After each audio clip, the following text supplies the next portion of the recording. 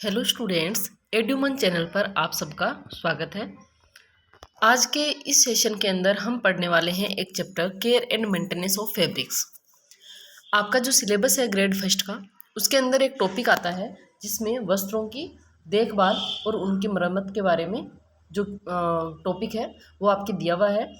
और ये जो टॉपिक है इसमें से जो क्वेश्चन है वो कम से कम 2 या 3 क्वेश्चन आपको देखने को मिल सकते हैं। तो ये टॉपिक काफ़ी इम्पोर्टेंट है, इसको बहुत अच्छे से देखना है। कुछ इसमें जो भी हमारे जैसे दाग धब्बे लग जाते हैं, तो कौन से दाग धब्बे हैं, दाग धब्बे को कौन सी विधि द्वारा हटाया जाता है या कौन से केमिकल का प्रयोग किया जाता है। तो इस टाइप के क्वेश्चन जो है उनको हमें बहुत अच्छे से इसमें करना है।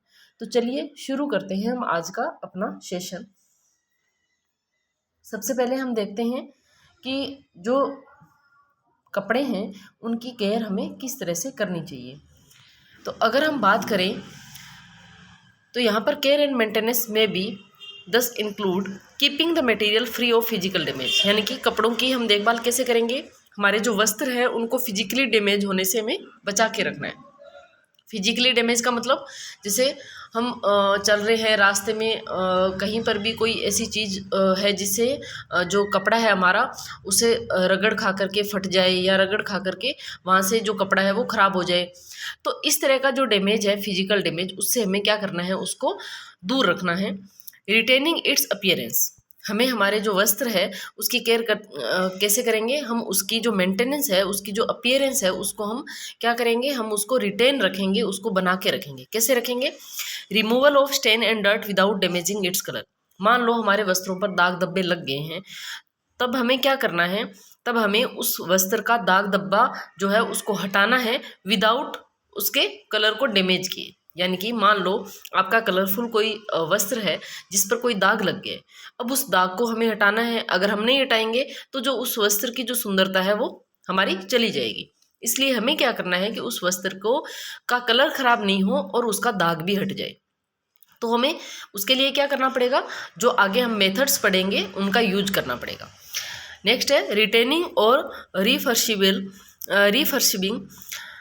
It's brightness and texture characteristics such as softness, stiffness and crispness. जो वस्त्र है उसकी जो सॉफ्टनेस है उसको बना के रखना है, स्टिफनेस को बना के रखना है और क्रिस्पनेस को बना के रखना है, और उसकी जो ब्राइटनेस है और उसका जो टेक्सचर है उसको भी हमें बना कर रखना है। तभी हम हमारे जो वस्त्र है हम कह सकते हैं कि हमने इस वस्त्र की केयर और मेंटेनेंस सही से की है।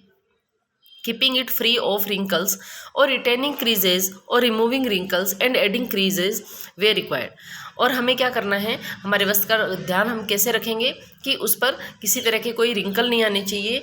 हमें उसकी जो भी रिंकल्स है उन रिंकल्स फ्री करना है, रिंकल्स को रिमूव करना है। कैसे करेंगे हम रिंकल्स को रिमूव? हम आयरन के द्वारा करेंगे। और जहाँ पर हमें क्रीजेज की ज़रूरत है वहाँ पर हमें क्रीजेज को ऐड भी करना है। नेक्स्ट है मेंडिंग। यहाँ से एक क्वेश्चन आया था किसी कॉम्पिटिटिव एग्जाम में। तो मेंडिंग क्या होता है? तो जनरली जब हमारा वस्त्र है उस पर किसी भी तरह से कोई भी डैमेज हो जाए तब हम उसको वापस से रिपेयर करते हैं। उसके लिए जो टर्म यूज होता है वस्त्रों में उसको हम मेंडिंग कहते हैं। तो इसका ये क्वेश्चन आया हुआ था, ये मेंडिंग टर्म जो है ये पूछी हुई थी। Mending is the general term we use when we try to keep the material free of damage occurring in normal use और ड्यू टू एक्सीडेंट। यानी कि जो भी वस्त्र है अगर उसमें किसी भी नॉर्मल यूज के दौरान या फिर किसी भी एक्सीडेंट के दौरान अगर वो वस्त्र है उसमें कोई डैमेज आ गया है तो उसको हमें वापस से सही करने के लिए जो टर्म हम यूज में लेंगे उसको हम मेंडिंग कहेंगे। It includes the following. और मेंडिंग में हम क्या क्या इंक्लूड करते हैं? Repairing cuts, tears, holes. अगर कपड़े पे कोई भी कट्स लग गया है, टीयर्स हो गया है या कोई होल है तो उसको रिपेयर करना। Replacing buttons, fasteners, ribbons, laces और फैंसी अटैचमेंट। जो भी हमारे कपड़ों पर बटन लगे हुए हैं या फास्टनर्स लगे हुए हैं या जो भी फैंसी अटैचमेंट्स है, अगर वो उधड़ गए हैं या बटन टूट गए हैं या लेस उधड़ गई है तो उसको हम वापस रिपेयर करना, ये भी क्या है, आपके मेंडिंग में आएगा। Restitching seams and hems if they open up. और कई बार हमारे जो वस्त्र होते हैं उनके जो स्टिचेज है, जो सीम्स है वो खुल जाते हैं, यानी कि जो सिलाई है वो उधड़ जाती है, या फिर जो हेम्स यानी कि जो तुरपाई है वो उधड़ जाती है, तो उसको हमें वापस से रीस्टिच करना, ये भी किस में आएगा, आपके मेंडिंग के अंदर आएगा। नेक्स्ट टर्म आती है एक लॉन्ड्री। लॉन्ड्री का मतलब क्या होता है, वस्त्रों की धुलाई करने के लिए जो टर्म हम यूज करते हैं उसको हम क्या कहते हैं, लॉन्ड्री कहते हैं। लॉन्ड्रिंग के अंदर हम देखते हैं कि वस्त्रों की धुलाई करने के लिए सबसे पहले हमें कौन कौन से जो स्टेप्स हैं उनको फॉलो करना पड़ता है। जैसे कि सबसे पहले अगर हम वस्त्र धोने के लिए ले रहे हैं तो सबसे पहले हमें क्या करना पड़ेगा, यहाँ पर लॉन्ड्रिंग में इंक्लूड है आपके ये आ सकता है जो आपके जो क्वेश्चन आता है जिसमें हम स्टेप्स वाले क्वेश्चन आते हैं वहाँ पर ये आ सकता है, laundry include stain removal, preparation of fabrics for washing, removing dirt from clothes by washing finishes for its appearance, blueing and starching and finally pressing और ironing for a neat appearance so that they can be stored ready for use. यानी कि laundry की जो process है उसमें कौन कौन से स्टेप्स इंक्लूड है, ये क्वेश्चन आपके आ सकता है। तो इसको आपको ध्यान से देखना है। सबसे पहले हम क्या करेंगे, स्टेन को रिमूव करेंगे। नेक्स्ट हम क्या करेंगे, preparation of fabrics for washing, अब जो फैब्रिक है उसको वॉशिंग के लिए प्रिपेयर करेंगे। Then removing dirt from clothes by washing, अब जो कपड़ों के अंदर जो डर्ट है उसको हम वॉशिंग द्वारा रिमूव करेंगे। Then finishing for its appearance, यानी कि अगर किसी कपड़े में ब्लूइंग की ज़रूरत है या स्टार्चिंग की ज़रूरत है तो हम वो करेंगे। देन हम क्या करेंगे, आयरनिंग करेंगे और अब हमारा जो वस्त्र है वो यूज के लिए रेडी है। तो ये आपके जो स्टेप्स है, अगर आपके ऐसे आ जाए कि इन स्टेप्स को जो क्रमानुसार है उसको सेट कीजिए तो आपको ये स्टेप्स जो है वो याद रखने होंगे। नेक्स्ट अगर हम बात करते हैं तो नेक्स्ट आता है अपने स्टेन रिमूवल। सबसे पहले स्टेन होता क्या है, कितने तरह के स्टेन्स होते हैं और किस तरह से इनको रिमूव करना है। A stain is an unwanted mark और कलरेशन ऑन ए फैब्रिक, यानी कि स्टेन हम किसको कहते हैं कि जब हमारे कपड़े पर अनवांटेड कोई भी मार्क लग जाए या कोई भी कलर लग जाए उसको हम क्या कहेंगे, स्टेन कहेंगे। अब उस स्टेन को जब तक हम रिमूव नहीं करते तब तक हम उस वस्त्र को धोने का कोई फ़ायदा नहीं है। इसलिए हमें जब भी वॉशिंग की प्रोसेस करनी होती है तो सबसे पहले हमें क्या करना होता है, उस स्टेन को रिमूव हमें करना पड़ेगा। अब रिमूव हम कैसे करेंगे, स्टेन को रिमूव करने के लिए सबसे पहले हमें क्या जानना जरूरी है कि हमें उस स्टेन को आइडेंटिफाई करना जरूरी है। जब भी हम स्टेन को रिमूव करेंगे तो सबसे पहले हम स्टेन को आइडेंटिफाई करेंगे। आइडेंटिफाई करने से क्या मतलब है कि हम ये जानेंगे, हम ये पहचानेंगे कि ये जो स्टेन है, ये जो मार्क लगा है वो किस चीज़ का है। हम आइडेंटिफाई कैसे करेंगे, हम उसका कलर देख करके, स्मेल देख करके और उसकी फील देख करके उसको आइडेंटिफाई करेंगे। जो स्टेन्स हैं उनको हम अलग अलग जो क्लासिफिकेशन के दौरान उनको हम डिवाइड करते हैं। तो कौन कौन से क्लासिफिकेशन हैं, यहाँ से भी आपके कई बार क्वेश्चन पूछा जा सकता है। जैसे कि जो मिल्क का स्टेन है वो आपके किस में आएगा, तो आपके एनिमल स्टेन में आ जाएगा, या फिर घी या बटर का ऑयल में आ जाएगा, या फिर आपके जैसे इंक है, रस्ट है, कोलतार है, तो इनके जो स्टेन है वो कौन से उसमें वर्ग में आएंगे, तो आपके मिनरल स्टेन में आ जाएंगे। तो इस तरह के क्वेश्चन भी आपके पूछे जा सकते हैं। तो यहाँ पर हम एक एक करके देखते हैं कि कौन कौन से जो स्टेन है वो देखने को हमें मिलते हैं। सबसे पहले हम बात करें वेजिटेबल स्टेन की। इसमें कौन कौन से आएंगे, T, coffee, fruits and vegetables. T और कॉफ़ी इसलिए आएंगे क्योंकि जो टी और कॉफ़ी है वो हमें कहाँ से मिलते हैं, वेजिटेबल सोर्सेज से मिलते हैं। इसलिए उनके जो स्टेन हैं उनको हम किस में रखते हैं, वेजिटेबल स्टेन की कैटेगरी में रखते हैं। इनको हम कौन से मीडियम के द्वारा रिमूव करेंगे, एल्केलाइन मीडियम के द्वारा, क्योंकि ये जो स्टेन हैं ये एसिडिक नेचर के हैं और हमें इनको रिमूव किस मीडियम से करना है, एल्केलाइन मीडियम के द्वारा। नेक्स्ट है एनिमल स्टेन। अगर हम बात करें एनिमल स्टेन की तो अपने आ जाएगा इसमें ब्लड, मिल्क, मीट, एग, और ये प्रोटीन इन नेचर होते हैं। यानी कि जो एनिमल स्टेन है वो नेचर में कैसे होते हैं, प्रोटीन, क्योंकि एनिमल स्टेन के अंदर जैसे ब्लड है तो ब्लड में क्या होता है, प्रोटीन होता है, मिल्क में प्रोटीन होता है, मीट में, एग में, इनमें प्रोटीन होता है। तो इसलिए इनको हम जब रिमूव करेंगे तो हमें क्या ध्यान में रखना है, हमें कोल्ड वाटर यूज में लेना है। क्यों, क्योंकि जो प्रोटीन होता है अगर उसको गर्म किया जाए या गर्म पानी का इस्तेमाल किया जाए तो प्रोटीन कोएगुलेट हो जाता है, यानी कि प्रोटीन जम जाता है और फिर वो दाग रिमूव नहीं होता है। इसलिए हमें जब भी एनिमल स्टेन की बात आती है, जब भी उन स्टेन की बात आती है जिनमें प्रोटीन कंटेंट होता है, तब हमें कोल्ड वाटर का इस्तेमाल करना है। ऑयल स्टेन, इसके अंदर आ जाएगा घी, ऑयल, बटर, जो भी चिकने दाग हैं वो सारे इसके अंदर आ जाएंगे। और जो चिकने दाग होते हैं, हम फैट वाला जो चैप्टर होता है उसमें हम पढ़ते हैं कि जो फैट है वो किस में एब्जॉर्बे किस में घुल जाती है, सॉल्वेंट्स एंड एब्जॉर्बेंट्स में। तो जो इसको रिमूव करने के लिए भी हम किसका इस्तेमाल करते हैं, ग्रीस सॉल्वेंट्स और एब्जॉर्बेंट, जिसके अंदर जो फैट है, जो ऑयल है, वो घुल जाएगी, और घुल जाएगी तो वो उस वस्त्र से रिमूव हो जाएगी। नेक्स्ट हम बात करते हैं मिनरल स्टेन की, जैसे इंक है, रस्ट, कोल तार, मेडिसिन, ये सब आपके मिनरल स्टेन के अंदर आएंगे। और ये जो मिनरल स्टेन होते हैं, इनको वॉश करने के लिए सबसे पहले हमें एसिडिक मीडियम का यूज करना है और उसके बाद एल्केलाइन मीडियम का यूज करना है, यानी कि हम यहाँ पर दोनों मीडियम का यूज करेंगे, पहले acidic then alkaline. Dye bleeding, इसमें अगर मान लो दूसरे फैब्रिक का कलर लग गया है, जैसे मान लो कई बार कुछ कपड़ों का कलर निकलता है, और अगर हम दो अलग अलग कपड़ों को एक साथ भिगो देते हैं, एक का कलर निकल रहा है तो उसका कलर निकल के दूसरे कपड़े पर आ जाता है।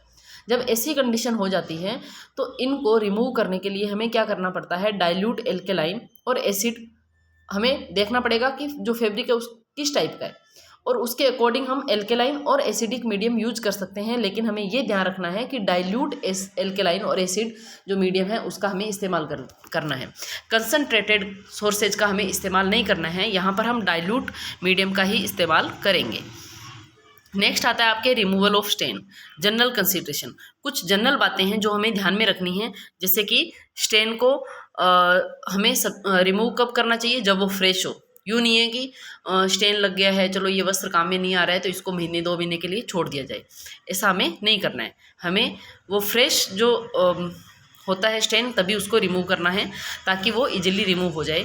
उसके बाद में हमें जो स्टेन है उसको आइडेंटिफाई करना है कि ये स्टेन है किस कैटेगरी का, जैसे वेजिटेबल है या प्रोटीन है, तो इस तरह से हमें उसको आइडेंटिफाई करना है और उसके बाद में उसकी जो प्रोसीजर है उसको फॉलो करते हुए उसको रिमूव करना है। जो स्टेन है अगर मान लो अननोन है तो हमें सिंपल प्रोसेस से शुरू करना है और फिर कॉम्प्लेक्स की तरफ बढ़ना है। जैसे सिंपल प्रोसेस का मतलब है कि पहले हम जो भी घरेलू जो भी चीज़ें हैं उनका इस्तेमाल करेंगे, देन हम एसिडिक और एल्कलाइन मीडियम की तरफ बढ़ते जाएंगे। देन हमें क्या करना है कि हमें अगर मान लो जो स्टेन है अगर वो नहीं रिमूव हो रहा है, तब हमें क्या करना है कि उसमें माइल्डर जो रीएजेंट्स हैं उनको बार बार रिपीट करना है और देन हमें स्ट्रॉन्ग एजेंट को इस्तेमाल करना है। यानी कि पहले हम माइल्डर यूज करेंगे देन स्ट्रॉन्ग। माइल्डर में यानी कि जैसे हम डाइल्यूट एसिड है, डाइल्यूट एल्केलाइन है, उसका इस्तेमाल करेंगे, देन हम कंसनट्रेटेड की तरफ बढ़ेंगे। इसके अलावा जब हम जो स्टेन है उसको रिमूव करते हैं तब हमें उसको केमिकल का यूज करने के बाद में हमें उसको सोप सॉल्यूशन से भी वॉश करना है। हमने जो स्टेन है उसको रिमूव कर लिया, मान लो कोई एसिडिक सॉल्यूशन से रिमूव किया या फिर हमने एल्केलाइन सॉल्यूशन से रिमूव कर लिया, उसके बाद में हमें उस वस्त्र को जो साबुन वाला पानी है उससे हमें उसको धोना है। नेक्स्ट है हमें जो वस्त्र है उसको धूप में सुखाना है, क्योंकि धूप जो है वो एक नेचुरल ब्लीचिंग का काम करता है। हमने जो पिछला चैप्टर फिनिशिंग वाला पढ़ा था उसके अंदर हमने पढ़ा था ब्लीचिंग। ब्लीचिंग के अंदर हमने जो ब्लीचिंग फिनिशिंग है उसके अंदर हमने पढ़ा था कि फिनिशिंग ब्लीचिंग जो है वो 2 तरह की होती है, एक तो ऑक्सीडाइजिंग और एक रिड्यूजिंग। हमने उसमें ऑक्सीडाइजिंग और रिड्यूजिंग जो पढ़ा था उसके अंदर हमने सनलाइट भी पढ़ा था। तो जो सनलाइट है वो एक ब्लीच की तरह काम करता है, इसलिए हमें फैब्रिक को कहाँ पर सुखाना है, धूप में सुखाना है, ताकि वो एक नेचुरल ब्लीचिंग के रूप में उसका जो भी दाग है उसको हटा सके। देन अगर कोई डेलिकेट फैब्रिक्स है तब हमें क्या करना है, उस फैब्रिक को वो, क्योंकि अगर वो डेलिकेट है तो इसका मतलब उस पर केमिकल का जो इफेक्ट है वो ज़्यादा जल्दी होगा, इसलिए हमें उसके जो स्मॉल पोर्शन है फैब्रिक का उस पर ही केमिकल का इस्तेमाल करना है, ताकि जो फैब्रिक है वो पूरा डैमेज नहीं हो जाए। ये तो था आपके कि जब हम स्टेन रिमूव करते हैं तो कौन कौन सी बातों का हमें ध्यान में रखना है। नेक्स्ट अगर हम बात करें तो कुछ टेक्निक्स है स्टेन रिमूव करने की। टेक्निक्स में क्या क्या आता है, यहाँ पर ये जो स्क्रैपिंग है, डीपिंग है, स्पॉन्जिंग है, ड्रॉप मेथड है, ये कुछ मेथड है। यहाँ पर आपके क्वेश्चन ऐसे आ सकता है कि इनमें से कौन सी स्टेन रिमूवल की टेक्निक है, तो इनमें से एक आ जाएगी और 3 कोई अदर टेक्निक आ जाएगी, तो उसमें से आपको छांटना है कि कौन सी स्टेन रिमूवल की टेक्निक है। या फिर क्वेश्चन ऐसे भी आ सकता है कि इनमें से कौन सी स्टेन रिमूवल की टेक्निक नहीं है, तब आपको 3 तो स्टेन रिमूवल की टेक्निक दी जाएगी और एक कोई दूसरी दी जाएगी जिसको आपको छांट के उस क्वेश्चन को राइट करना है। तो यहाँ पर आपको याद रखना है कि जो स्टेन रिमूवल है उसकी टेक्निक कौन कौन सी होती है, स्क्रैपिंग, डिपिंग, स्पॉन्जिंग और ड्रॉप मेथड। ये 4 टेक्निक्स होती है जिनके माध्यम से हमें स्टेन को रिमूव करना होता है। सबसे पहले अब हम बात करते हैं स्क्रैपिंग की। स्क्रैपिंग का मतलब है कि मान लो कोई ऐसा स्टेन है जिसको हमें खुरच के हटाना है, तब हम क्या करेंगे, एक ब्लंट नाइफ लेंगे और उस ब्लंट नाइफ के माध्यम से हम धीरे धीरे स्क्रैप करेंगे उस स्टेन को और उस स्टेन को हम हटाएंगे। नेक्स्ट आता है डिपिंग। डिपिंग जैसा कि नाम से ही पता चल रहा है, जो स्टेन वाला मटेरियल है उसको हमें रीएजेंट के अंदर डिप करके रखना है। डिप करके यानी कि उसके अंदर भिगो करके उसको गला करके रखना है और उसको गलाने से, उसको भिगोने से जो स्टेन है उसको हमें क्या करना है, रिमूव करना है। स्पॉन्जिंग में जैसे हम देखते हैं कि अगर कोई चिकनाई के दाग लग जाते हैं तो जनरली हम क्या करते हैं, स्पॉन्ज करते हैं। कैसे करते हैं स्पॉन्ज, जो फैब्रिक है उसको फ्लैट सरफेस पे बिछा देंगे और उसके नीचे हम क्या करेंगे, ब्लोटिंग पेपर रख देंगे और ऊपर से जो रीएजेंट है उसको स्पॉन्ज के माध्यम से अप्लाई करेंगे। जब हम स्पॉन्ज के माध्यम से उस रीएजेंट को अप्लाई करेंगे तो जो चिकनाई है या जो दाग है वो हमारे नीचे जो ब्लोटिंग पेपर रखा है उसके ऊपर आ जाएगा। देन आता है ड्रॉप मेथड। ड्रॉप मेथड के अंदर हम क्या करते हैं कि जो क्लॉथ जहाँ पर उसमें स्टेन है उस स्टेन वाले पार्ट को एक बाउल के ऊपर रखते हैं और जो रीएजेंट है उसको एक ड्रॉपर के माध्यम से उस स्टेन पे डालते हैं। जब उस रीएजेंट का इस्तेमाल हम उस स्टेन पे करेंगे ड्रॉपर के माध्यम से, तब वो जो स्टेन है वो रिमूव हो जाएगा। तो यहाँ पर आपके ये 4 टेक्निक्स थी स्टेन रिमूवल की। ये भी काफ़ी इंपॉर्टेंट है, यहाँ से क्वेश्चन आ सकता है, इनको बहुत अच्छे से ध्यान में रखना है। स्क्रैपिंग, डिपिंग, स्पॉन्जिंग और ड्रॉप मेथड।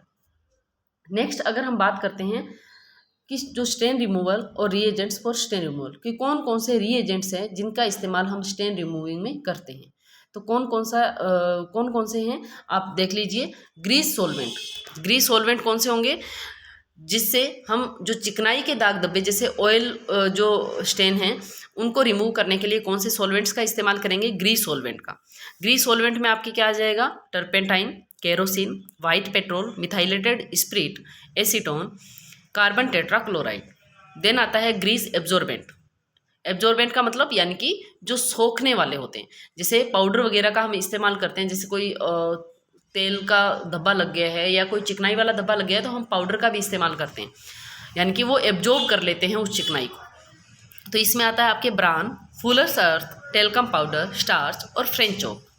इमल्सीफायर के अंदर आ जाता है आपके सोप और डिटर्जेंट जो जनरली हम यूज करते हैं। एसिडिक रीएजेंट्स में आ जाता है आपके जितने भी एसिडिक रीएजेंट्स है, यानी कि एसिटिक एसिड है जिसको हम विनेगर कहते हैं, ऑक्जेलिक एसिड है, लेमन है, टोमेटो है, सोर मिल्क है और कर्ड है।